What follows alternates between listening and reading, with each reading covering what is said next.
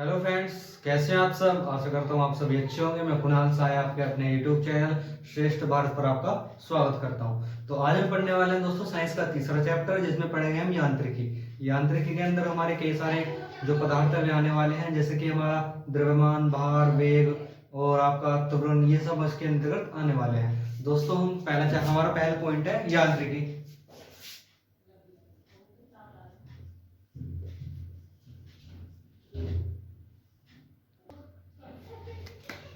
ठीक है दोस्तों यांत्रिकी क्या चीज है, इसके बारे में हम अध्ययन करेंगे। दोस्तों यांत्रिकी भौतिक विज्ञान की वह शाखा है जिसके द्वारा हम किसी वस्तु का भार और पिंडों का भार, हम उसकी जो वैल्यू है वो निकालते हैं। यानी कि हम जो हमारा पिंड होता है और जो हमारी वस्तु होती है उसके बारे में हम अध्ययन करते हैं। जितने भी हमारी भौतिक राशि है उनके बारे में अध्ययन जो हमारा है उसको हम यांत्रिकी का रूप दे देते हैं। ठीक है दोस्तों, अगला पॉइंट यांत्रिकी की जो भाग है उसके बारे में हम अध्ययन करेंगे। उसमें पहला पॉइंट है दोस्तों हमारा भार। ठीक है दोस्तों, भार। दोस्तों भार किसे कहते हैं? भार एक प्रकार का बल होता है जो पृथ्वी द्वारा किसी वस्तु पर लगाया जाता है। जैसे कि हम मान लेते हैं कि गुरुत्वाकर्षण बल किसे कहते हैं? कि गुरुत्वाकर्षण बल, जैसे कि किसी वस्तु को हम ऐसे ऊपर की ओर फेंकते हैं तो वो हमेशा नीचे ही धरती की ओर आकर गिरती है। तो इसमें इसका मतलब क्या हुआ कि पृथ्वी में गुरुत्व बल है, तो गुरुत्वाकर्षण बल के कारण वह वस्तु को अपनी ओर आकर्षित करती है। तो डेफिनेशन इसकी यह हो जाएगी कि भार एक प्रकार का बल है जो पृथ्वी द्वारा किसी वस्तु पर आरोपित होता है, यानी कि लगाया जाता है। ठीक है दोस्तों, अगली डेफिनेशन है इसमें हमारी, अगला पॉइंट जो है वो है हमारा द्रव्यमान।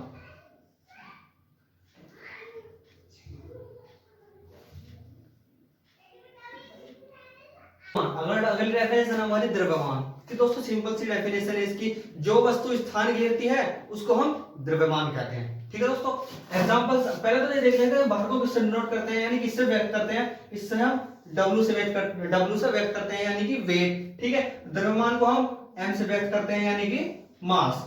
ठीक, अब इसके दोनों के एग्जांपल समझते हैं हम, क्या है इसके एग्जांपल्स। ठीक है दोस्तों, माना कि हमने कोई यहाँ एक बाल्टी ली। ठीक, बाल्टी का जो द्रव्यमान है वो एक ही है। ठीक, अब हमने यही बाल्टी किसी दूसरे स्थान पर रख ली। ठीक, इसमें हमने पानी भर दिया। ठीक है दोस्तों, इसमें हमने पानी भर दिया। तो दोस्तों इससे हमें क्या पता लगा कि द्रव्यमान तो इसका जो द्रव्यमान है, मतलब जितने भी स्थान घेर रही है, स्थान यहाँ भी घेर रही है, स्थान यहाँ भी घेर रही है, कि जो द्रव्यमान है वो तो यहाँ भी इतना ही है और यहाँ भी इतना ही है। इसमें क्या हुआ, यहाँ खाली है और यहाँ भरी हुई है। इसमें अंतर यह हुआ कि भार में परिवर्तन हुआ। क्या हुआ? भार में परिवर्तन हुआ, क्योंकि इसमें पानी भरा हुआ है और इसमें खाली है। ठीक है दोस्तों, समझ आया। और तरह से एग्जांपल समझते हैं, जैसे कि मान लिया कोई व्यक्ति का पृथ्वी पर बाहर कुछ और होता है, चंद्रमा पर बाहर कुछ और होता है और अंतरिक्ष में उड़ने ही लगता है, कोई बाहर नहीं होता, वेट बिल्कुल शून्य होता है उसका। ठीक है दोस्तों, और परंतु जो उसका परिमाण होता है वो तो सेम ही रहता है ना, उसका जो इतना भी स्थान घेरती है वो तो सेम ही रहता है। ठीक है दोस्तों, समझ आया। आगे चलेंगे। ठीक है दोस्तों, अगली डेफिनेशन हमारी दूरी। दोस्तों अगला है हमारा दूरी। दूरी किसे कहते हैं? दो वस्तुओं के बीच के जो खाली स्थान होता है उसको ही हम दूरी कहते हैं। माना कि कोई वस्तु यहां से यहां रखी हुई है। ठीक, एक वस्तु यहां रखी हुई है, एक वस्तु यहां रखी हुई है, जो इनके बीच का जो खाली स्थान है, ये जो खाली स्थान है उसको ही हम दूरी का रूप देते हैं। दोस्तों लंबाई और दूरी में कंफ्यूजन होता है, बहुत से जो बच्चे होते हैं लंबाई दूरी में कंफ्यूजन होता है उनका। जो लंबाई जो होता है वो एक पर्टिकुलर जो निश्चित, मतलब कि माना कोई रेलगाड़ी है। ठीक है दोस्तों, रेलगाड़ी की लंबाई होती है, क्योंकि उनके बीच का स्थान खाली नहीं होता, भरा हुआ होता है। ठीक है दोस्तों, जो उनके जो बीच का स्थान होता है वो भरा हुआ होता है। अब दोस्तों हम मान लेते हैं कि एक स्टेशन से दूसरे स्टेशन की दूरी क्या होगी, तो उसको हम दूरी से डिनोट करेंगे, उसमें हम लंबाई डिनोट करेंगे, क्योंकि वो स्थान खाली है। ठीक है दोस्तों, और हम ट्रेन को जान चुके हैं, ट्रेन को लंबाई होती है और उसमें दूरी होती है स्टेशनों के बीच की। ठीक दोस्तों, अगला पॉइंट है हमारा विस्थापन।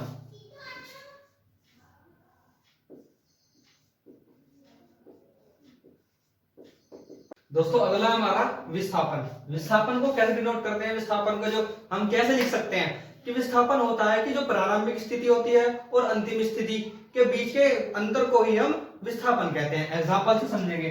मान लिया ये कोई कण, ठीक, इसकी यहां से दूरी 3 और यहां से दूरी 4 मीटर, ठीक, मीटर में ले लेंगे। ठीक, यहां से दूरी, यहां से कोई वस्तु चली 4 मीटर और यहां से वस्तु चली 3 मीटर, यानी कि टोटल कितनी चली 7 मीटर। ठीक, तो इसमें जो यहां से जो यहां तक की जो वस्तु जो चली है उसको तो हम दूरी कहते हैं। ठीक, और दोस्तों जो यहाँ अब इसको निकाल के जो जितना भी आएगा यानी कि 5, उसको ही हम विस्थापन कहते हैं, यानी कि अंतिम प्रारंभिक स्थिति और अंतिम स्थिति के बीच के अंतर, ठीक, को अंतर को ही हम विस्थापन कहते हैं। ठीक है दोस्तों, समझ आया। अगला है हमारा चाल।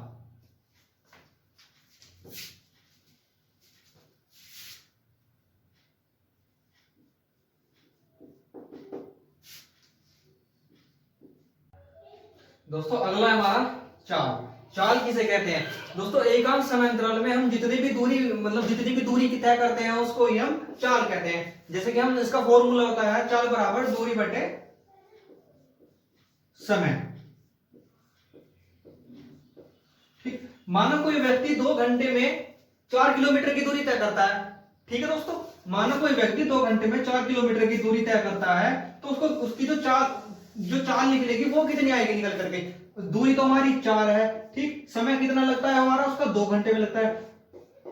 तो हमारा जो दूरी, जो चाल आएगी वो आएगी 2 किलोमीटर प्रति घंटा। ठीक है दोस्तों, 2 किलोमीटर प्रति घंटा, इसे तो हम चाल कहते हैं। ठीक है दोस्तों, अगला हमारा वेग।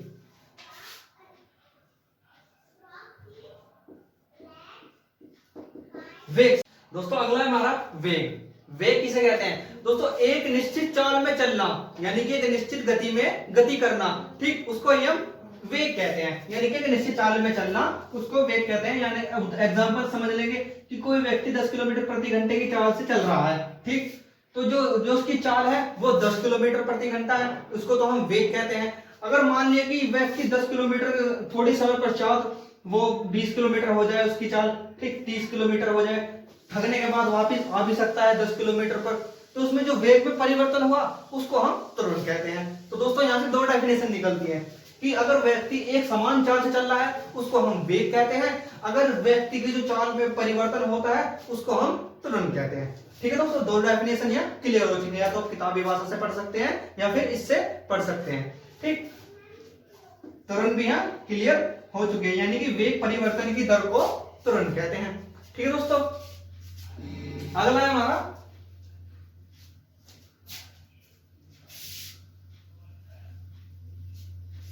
संवेग। क्या दोस्तों? संवेग। संवेग किसे कहते हैं दोस्तों? किसी गतिमान वस्तु के द्रव्यमान तथा वेग के गुणनफल को संवेग कहते हैं। क्या दोस्तों? किसी गतिमान वस्तु के द्रव्यमान तथा वेग के गुणनफल को संवेग कहते हैं। उसको जो पहले फॉर्मूला लिख देते हैं, m = mv, यानी कि हम मान लिया कोई वस्तु यहां से यहां, ठीक है, इसका द्रव्यमान मान लिया कोई 4 kg मान लिया द्रव्यमान हमने इसका।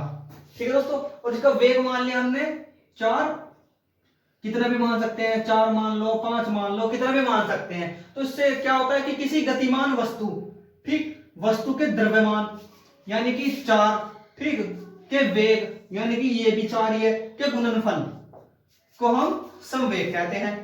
समझ आया दोस्तों? किसी वस्तु के द्रव्यमान तथा वेग के गुणनफल को संवेग कहते हैं। ठीक है दोस्तों, अगला है हमारा कार्य।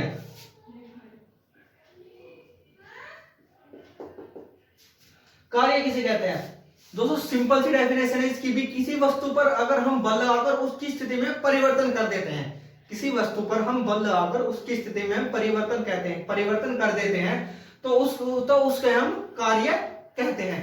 एग्जांपल कि मान लो कोई बक्सा है, ठीक, बक्सा हमने खिसकाकर बक्सा हमने इस स्थान पर कर दिया, ठीक, बक्से की स्थिति हमने परिवर्तन कर दी। ठीक, तो हम इससे क्या हुआ, कार्य इसमें जो खिसकाने में कार्य का यूज हुआ, यानी कि कार्य इसमें हम प्रयोग हुआ, यहां से यहां लाने में हमें कार्य का यूज हुआ। तो इससे डेफिनेशन निकलती है सीधी सीधी कि किसी वस्तु पर बल लगाकर, इस पे हमने बल लगाया, उसकी स्थिति में परिवर्तन हुआ, उसी को ही हम कार्य कहते हैं। वस्तु पर बल लगा और उसकी स्थिति में परिवर्तन हुआ, उसको ही हम बल कहते हैं। ठीक है दोस्तों, अगला है हमारा शक्ति।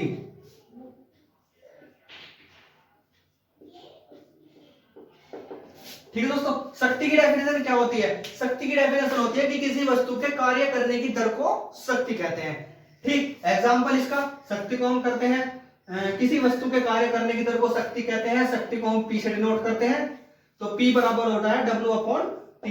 ठीक, किसी वस्तु के कार्य करने की दर, यानी कि W तो हमारा है कार्य, और जब जो दर है उसको हम समय से डिनोट करते हैं। तो किसी वस्तु के कार्य करने की दर, हमने कार्य करा, जो उसमें से जो क्षमता है, जितने भी समय लगा हमें उसे, उसकी जो दर होती है उसको ये शक्ति कहते हैं। शक्ति का फॉर्मूला W/T होता है, यानी कि जूल बटे समय, यानी कि सेकंड। इसे हम वाट भी बोल देते हैं, क्या? वाट। ठीक, यह अदिश राशि है क्योंकि इसमें दिशा नहीं होती, केवल परिमाण होता है। ठीक है दोस्तों, इसमें एक क्वेश्चन आता है कि एक हॉर्स पावर में कितने वाट होते हैं? एक हॉर्स पावर में कितने वाट होते हैं? 746 वाट। ठीक है दोस्तों, कितने? 746 वाट। ठीक, अगली डेफिनेशन है हमारी ऊर्जा। ठीक, ऊर्जा की डेफिनेशन क्या है कि सिंपल से इसकी डेफिनेशन कि किसी वस्तु के कार्य करने की क्षमता को ऊर्जा कहते हैं। किसी वस्तु के कार्य करने की क्षमता को ऊर्जा कहते हैं। जैसे कि सिंपल सी बात, जनरेटर का हम यूज करते हैं। जनरेटर का हम यांत्रिक उसको उसके पेट्रोल से चलाते हैं। ठीक, और उसको हम विद्युत के रूप में परिवर्तित कर देते हैं। ठीक, प्रकाश ऊर्जा, जैसे कि ये सोलर लाइट लगी होती है, प्रकाश से चलती है, प्रकाश को हम उसका प्रयोग विद्युत के रूप में कर देते हैं। ठीक, दूसरा हमारा जल ऊर्जा, जल से हम बिजली बनाते हैं, टरबाइन घूमते हैं। ठीक, टरबाइन पानी टरबाइन पे डलता है, टरबाइन घूमने से हमारी ऊर्जा बनती है। तो इससे क्या परिभाषा निकलती है कि किसी वस्तु के कार्य करने की क्षमता को ऊर्जा कहते हैं। ठीक है दोस्तों, सबसे हमारा लास्ट का पॉइंट है हमारा न्यूटन के गति विषयक नियम।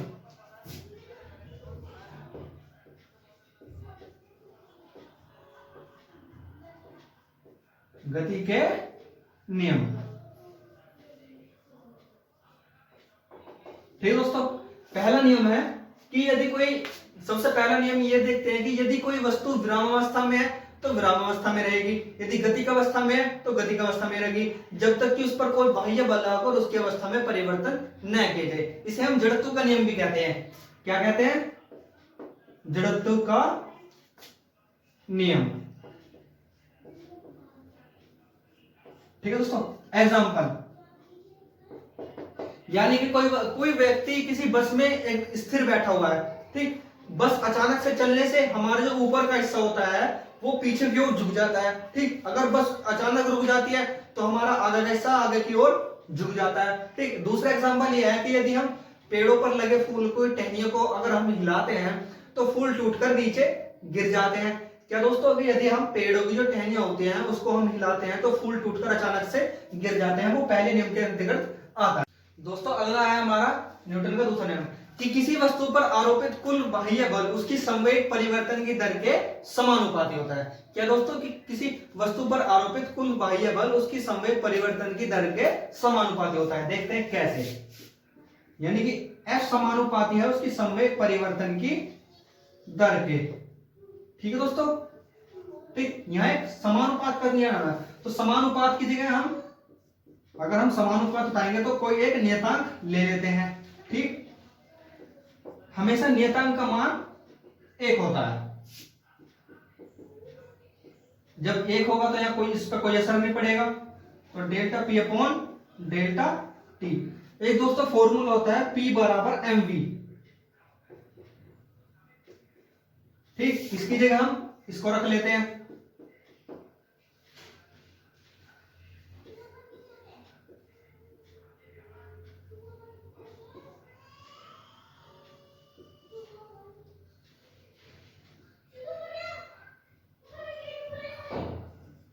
ठीक, m/t क्या होता है?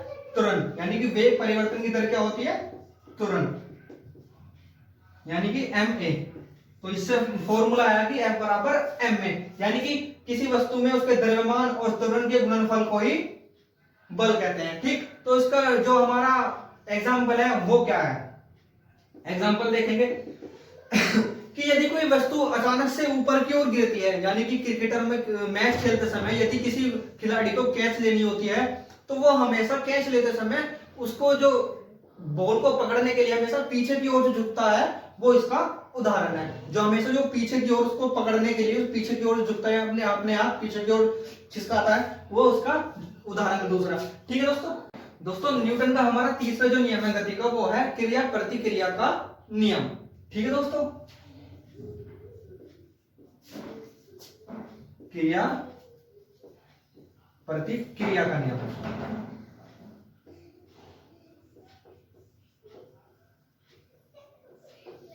ठीक है दोस्तों, यानी कि इसमें क्या होता है कि यदि कोई पहली वस्तु दूसरी वस्तु पर बल लगाती है तो दूसरी वस्तु पहली वस्तु पर भी बल जरूर लगाएगी। ठीक, क्या दोस्तों? यदि पहली वस्तु दूसरी वस्तु पर बल लगाती है तो दूसरी वस्तु पहली वस्तु पर भी बल लगाएगी जरूर। ठीक, एग्जांपल से समझेंगे।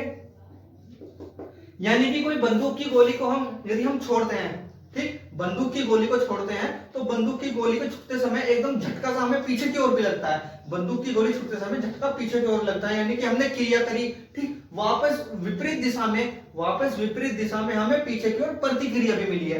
ठीक है दोस्तों, एक और उदाहरण समझेंगे कि जब नाविक नाव से उतरते समय उतरता है तो वो जब पीछे की ओर आगे की ओर जाता है तो वो अपने पैरों से पीछे जो उसकी नाव होती है वो पीछे की ओर खिसक जाती है, विपरीत दिशा में पीछे की ओर खिसक जाती है, यानी कि इसमें भी क्रिया प्रतिक्रिया का नियम होता है।